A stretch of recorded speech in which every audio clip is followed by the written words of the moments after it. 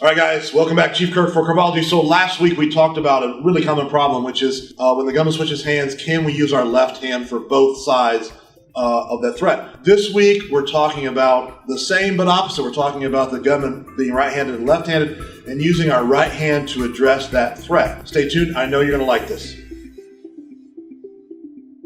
All right, guys, so I brought James in. I want to do a quick demonstration for you talking about how we're just going to use our right hand to make redirection, regardless of whether or not the gunman is left or right-handed. Here's what it looks like. We're setting it up. James has a gun pointed at me. I'm going to make a redirection, so it's coming up and redirecting. This shoulder's activating, this shoulder's folding back. I'm going to turn my palm to the ground. I'm going to take the wall of my knuckles to his forearm. I'm going to pull the knife or the gun back, and I'm going to punch him. Right? So, sort of the key elements. One, up to the gun, redirect, activate the left shoulder, palm to the ground, wall the knuckle to the forearm, and then punch. There's a couple elements here that are important that we would go into if we were talking about this sort of modified tomahawk, but just understand if you're going to do this technique, you need to know how to do it properly. Having said that, I'm still using my right hand, but he's changing hands. So now I'm coming up to the gun, I'm redirecting, I'm driving down, I'm making the same punch before I go and make the take.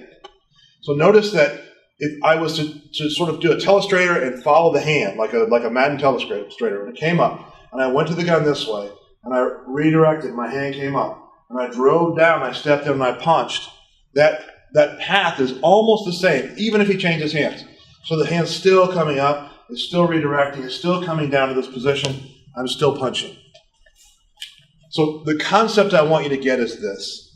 You have choices when you're making gun defense, and you have a support network a support mechanism here. And the mechanism is I can choose to use only my left hand or only my right hand for whatever reason, because you're left-handed and you want to therefore redirect with the right, and in redirecting the right, you're preserving your power hand for the counter, or vice versa. You're right-handed and want to do the opposite.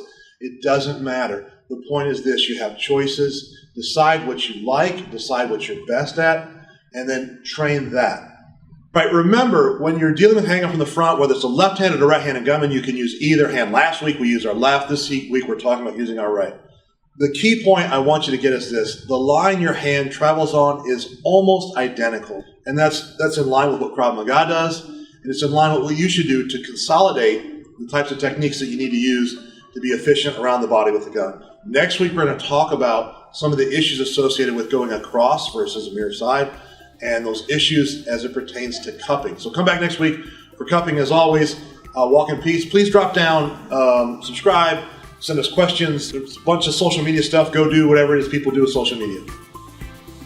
Okay.